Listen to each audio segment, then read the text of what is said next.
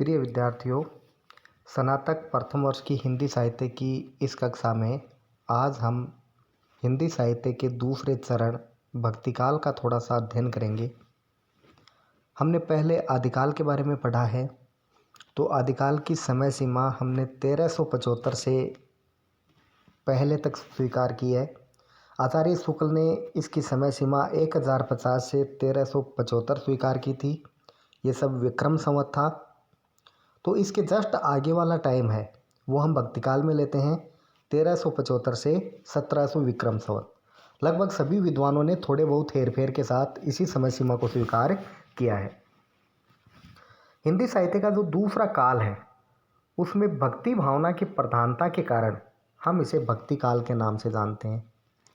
यद्यपि इसको कई मध्यकाल या पूर्व मध्यकाल के नाम से भी जानते हैं, लेकिन इस काल में जो साहित्य लिखा गया उस लगभग साहित्य में भक्ति भावना की प्रधानता थी और धार्मिक चेतना का विकास हुआ था।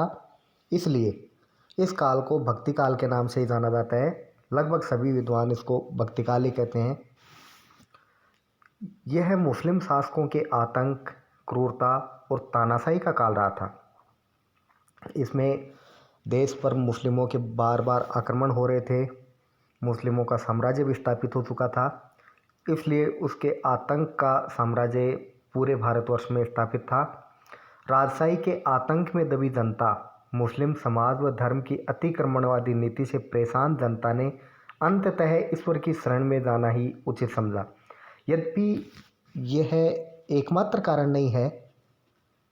यद्यपि हम देखते हैं कि हमारे भारतवर्ष में जो भक्ति की भावना है वो प्राचीन काल से रही है। उसमें किसी भी प्रकार का बाह्य दबाव नहीं था। उस समय किसी प्रकार के आक्रमण भी नहीं हुआ करते थे, लेकिन फिर भी भक्ति की भावना रही है। तो ऐसा एक तरह से हम स्वीकार कर सकते हैं कि यद्यपि मुस्लिम धर्म से परेशान होकर भारतीय लोगों ने अपने भक्ति की ओर अपना रुख किया होगा, लेकिन ऐसी बात नहीं है। ये पूर्णतया एक ही बात नहीं है जिसके कारण भारत के लोगों में भक्ति भावना पनपी, बल्कि और भी कई कारण थे। इस काल में कला, साहित्य, शिल्प का भी विकास हुआ, लेकिन हिंदू धर्म ग्रंथों और मंदिरों का विनाश जनता के लिए निराशा लेकर आया और जनता आध्यात्मिक भाव की ओर बढ़ने लगी। यद्यपि ये स्वाभाविक सी बात है कि मुस्लिमों के आक्रमण के साथ ही हिंदू मंदिरों का विध्वंस किया जाने लगा, हिंदू मान्यताओं, रीति रिवाजों को ठेस पहुँचने लगी। इसलिए हिंदू धर्म के जो लोगों की आस्था है वो धर्म में और भी ज़्यादा गहरी होने लगी। दक्षिण में शंकराचार्य, मध्वाचार्य, रामानंद तथा उत्तर में वल्लभाचार्य, राघवानंद ने वैष्णव भक्ति का प्रसार किया व जन सामान्य में प्रेम और भाईचारे की भावना की स्थापना की। क्षेत्र इनके अलग अलग रहे। भक्ति के बारे में कहा भी जाता है कि भक्ति दक्षिण उपजी लायो रामानंद, प्रकट कियो कबीर ने सात दीप नौखंड। ऐसा इसके बारे में कहा जाता है कि भक्ति का जो विकास है वो दक्षिण भारत में हुआ और दक्षिण भारत में धीरे धीरे ये फैलती हुई उत्तर भारत तक आई। अर्थात रामानंद के द्वारा इसका उत्तर भारत में प्रसार किया गया, यद्यपि शुरुआत इसके दक्षिण भारत से ही मानी जाती है। ये जो आलावार और नैनार जो प्रारंभिक भक्त थे वो दक्षिण भारत में ही हुए थे। शंकराचार्य ने भी भारत के चारों कोनों में जो मठों की स्थापना की थी, तो ये भी दक्षिण भारत से ही संबंधित थे। तो इस प्रकार से भक्ति का प्रसार हुआ। अब हम देखते हैं इसमें साहित्य। यद्यपि भक्तिकाल के बारे में आप जानते हो कि भक्तिकाल को मोटे तौर पर हम दो भागों में विभाजित करते हैं, एक सगुण भक्ति, एक निर्गुण भक्ति। सगुण भक्ति वो होती है जिसमें जो साधक है, जो भक्त है, वो किसी मूर्ति वगैरह की या किसी मनुष्य रूप की पूजा करता है या किसी मूर्ति में वो देवता को मानता है या उसके सामने हाथ फैलाकर मांगता है या उसकी पूजा करता है, वो थे सगुण भक्त। एक होते हैं निर्गुण भक्त। निर्गुण भक्त ईश्वर की पूजा करते हैं, ईश्वर की उपासना करते हैं, लेकिन उनके ईश्वर का कोई रूप नहीं होता, कोई आकार नहीं होता, कोई रंग नहीं होता। अर्थात वो किसी अवतार में विश्वास नहीं करते। जैसे हमारे हिंदू धर्म में जो अवतारवाद की धारणा है उसमें निर्गुण पंथियों का विश्वास बिल्कुल नहीं होता, जैसे कि सगुण पंथी अवतार को ही पूजते हैं। वैसे निर्गुणपंथी नहीं है। अर्थात इसमें पूजा के तरीके को लेकर दोनों में भेद है। सगुण मार्गी जो भक्त हैं वो किसी अवतार की पूजा करते हैं, किसी मूर्ति की उपासना करते हैं, लेकिन जो निर्गुण मार्गी भक्त हैं वो कण कण में ईश्वर का व्याप्त होना बताते हैं कि ईश्वर का कोई रंग रूप या आकार नहीं होता। तो मोटे तौर पर ये सगुण और निर्गुण दो भागों में विभाजित किए गए हैं। इसके भी बाद में उप विभाजन करके सगुण भक्तों को भी हम दो भागों में बांट देते हैं, एक तो राम भक्त और दूसरे कृष्ण भक्त। राम भक्त कवि वो हैं जो विष्णु के अवतार राम की पूजा करते हैं, और कृष्ण भक्त वे हैं जो अवतार के रूप में कृष्ण की पूजा करते हैं। दोनों के आराध्य अलग अलग हैं, लेकिन हैं दोनों ही सगुण भक्त। एक आते हैं जो निर्गुण भक्त या निर्गुण मार्गी, जिसे निर्गुणपंथी भी कहते हैं। अब उसको भी हम दो भागों में विभाजित करते हैं, एक है ज्ञान मार्गी और एक है प्रेम मार्गी। ज्ञान मार्गी भक्त वो साधु हैं जो अपने ज्ञान का उपदेश देते हैं, अपने प्रवचनों का प्रसार जनता में करते हैं। वो लगभग जो संत हैं वो अनपढ़ या कम पढ़े लिखे हैं, जो अपनी वाणी के द्वारा ही जनता को ज्ञान प्रदान करते हैं, अपनी भक्ति भावना का प्रसार करते हैं। इसमें ही दूसरी जो धारणा है वो है प्रेम मार्गी, अर्थात दूसरा उप विभाजन हम ज्ञान मार्गी के साथ प्रेम मार्गी में करते हैं। तो प्रेम मार्गी में हम सूफी संतों को मानते हैं, जो सूफी संत हैं जो लगभग मुस्लिम धर्म से हैं, लेकिन उन्होंने काव्य साधना में जो हिंदू पात्र हैं उनको ही अपने काव्य का आधार बनाया है, और मसनवी शैली में उन्होंने काव्य रचना की है। वो सारे सूफी संत हैं, वो प्रेम मार्गी श्रेणी में माने जाते हैं। इस प्रकार से मोटे तौर से हम भक्ति काल को दो भागों में बांटते हैं, सगुण और निर्गुण। बाद में सगुण को हम कृष्ण भक्त और राम भक्त में बांट देते हैं, और निर्गुण को ज्ञान मार्ग और प्रेम मार्ग में बांट देते हैं। इस प्रकार से इसका उप विभाजन है। निर्गुण काव्य में निर्गुण निराकार अनादि ब्रह्म की पूजा अर्चना के स्थान पर नाम स्मरण एवं सच्ची भावना पर ही बल दिया जाता है, अर्थात इसमें किसी भी अवतार की पूजा नहीं की जाती।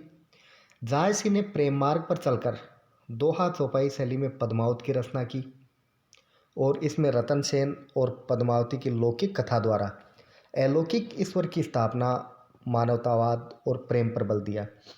जायसी की पद्मावत है वैसे ये एक प्रतीकात्मक काव्य है। इसमें आत्मा और परमात्मा के बारे में बताया गया है, लेकिन इसमें आत्मा और परमात्मा के बारे में सीधा सीधा नहीं बताकर रतन सेन और पद्मावती के माध्यम से बताया गया है। इसमें जो पद्मिनी है उस पद्मिनी को परमात्मा के रूप में माना गया है, और रतन सेन आत्मा है। जिस प्रकार रतन सेन पद्मिनी को प्राप्त करने के लिए कठोर साधना करता है, तपस्या करता है, और तब जाके पद्मिनी को प्राप्त करता है, उसी प्रकार आत्मा है, उसको परमात्मा को प्राप्त करने के लिए तपस्या, साधना, योग आदि करना पड़ता है। ये इस माध्यम से दिखाने की कोशिश की गई है। सूफी काव्य में जायसी के अलावा कुतुबन, मुल्ला दाऊद, मंझन, उस्मान आदि का योगदान भी प्रेम काव्य में स्मरणीय है। आपको पता है कुतुबन ने मरगावती नामक काव्य लिखा था, मुल्ला दाऊद ने चंदायन नाम का काव्य लिखा, मंझन ने मधुमालती लिखी थी, और उस्मान ने चित्रावली नाम का काव्य लिखा। इन काव्यों की एक मुख्य विशेषता ये भी है कि इनके जो नाम हैं वो अक्सर नायिका के नाम पर रखे जाते थे। जैसे उस्मान की नायिका चित्रावली थी, कुतुबन की मरगावती थी, दाऊद की चंदायन थी। ये सब नायिकाओं के नाम है, और नायिकाओं के नाम पर ही इन्होंने अपने काव्य का नाम रखा था। कबीर, दादू, नानक, रैदास इत्यादि भक्त संतों ने निर्गुण ईश्वर की उपासना की, और तत्कालीन समाज और धर्म में विद्यमान रूढ़ि असमानता का विरोध इन्होंने किया है। जो निर्गुणपंथी ज्ञानमार्गी संत थे उन सब का सबसे पहला उद्देश्य ये था समाज सुधार, अर्थात वो एक सुधारक पहले थे, कवि या लेखक बाद में। इसलिए समाज में जितनी भी विसंगति थी, रूढ़ियाँ थी, असमानता थी, उनका उन्होंने सबसे पहले विरोध किया। इन्होंने कामिनी, माया मोह को तिरस्कृत करके सांसारिक समानता का समर्थन किया, तथा सभी को ईश्वर के सामने समान घोषित किया। अर्थात इनकी नज़रों में कोई भी व्यक्ति बड़ा या छोटा नहीं होता, सभी लोग ईश्वर के सामने समान हैं। इन संतों की भाषा शैली में राजस्थानी, पंजाबी, ब्रज, अवधी, गुजराती सभी भाषाओं के शब्द थे, अर्थात इनकी भाषा सधूकड़ी भाषा थी, जिसे हम एक ऐसी भाषा के रूप में देख सकते हैं जिसमें बोलचाल की समस्त भाषाओं के शब्द थे। आचार्य श्याम सुंदर दास ने इसे सधूकड़ी भाषा कहा है। सधूकड़ी का अर्थ है साधु जैसी भाषा बोलते हैं, वो भाषा सधूकड़ी। अर्थात इसमें लगभग जो कवि थे वो साधु ही थे। उनको समाज सुधार से मतलब था। काव्य रचना उनका प्रथम उद्देश्य नहीं था। उनका प्रथम उद्देश्य समाज सुधार था और समाज के लोगों को बात समझानी होती थी तो उनकी ही भाषा में बोलकर बताना पड़ता था। इसलिए उसको अलग अलग भाषाओं से ऐसे शब्द चुने जो सरलता से सबकी समझ में आते थे और अंत में इन शब्दों के मिश्रण से जो भाषा बनी उनको हम पंचमेल, खिचड़ी या सधूकड़ी भाषा के नाम से जानते हैं। इस काल की भक्ति सगुण और निर्गुण मार्गों को लेकर चली थी। सगुण में राम भक्ति धारा में तुलसीदास, नाभादास, अग्रदास आदि ने राम भक्ति को बढ़ावा दिया। वहीं कृष्ण भक्ति धारा में वल्लभाचार्य व विट्ठलनाथ के 8 शिष्यों, जिसमें सूरदास, कृष्णदास, परमानंद दास और कुंभन दास, ये 4 शिष्य तो वल्लभाचार्य के थे। और वल्लभाचार्य के पुत्र विट्ठलनाथ के 4 शिष्य थे, गोविंद स्वामी, नंददास, छीत स्वामी और चतुर्बुलदास। ये 8 शिष्य इन्होंने मिलकर अष्टछाप का गठन किया था।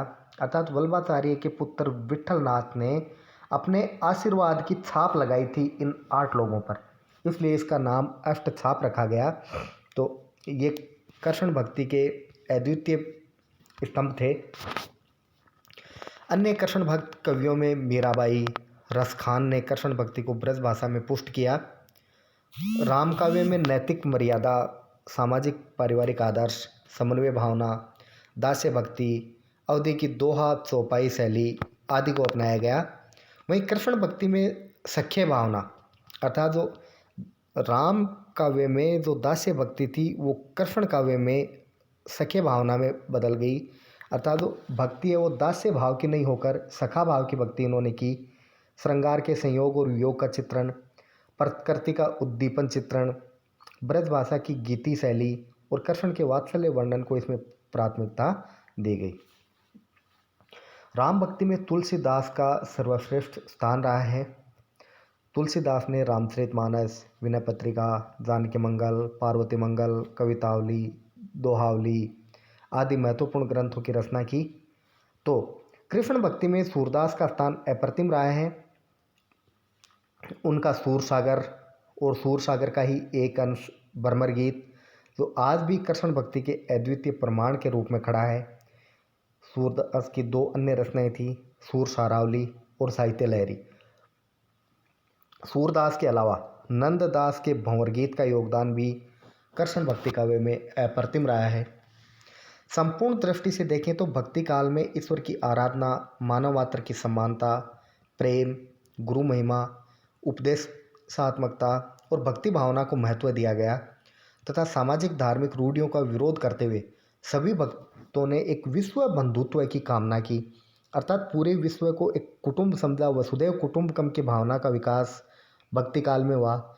इसीलिए एक उच्च नैतिक आदर्श का स्वरूप निर्मित होने के कारण ही भक्ति काल को हिंदी साहित्य का स्वर्णकाल के नाम से जाना जाता है, क्योंकि जैसी नैतिक चेतना का विकास इस काल में हुआ वैसा और किसी काल में नहीं हो पाया। इसीलिए इसको गोल्डन एज अर्थात स्वर्ण युग के नाम से जाना जाता है। धन्यवाद।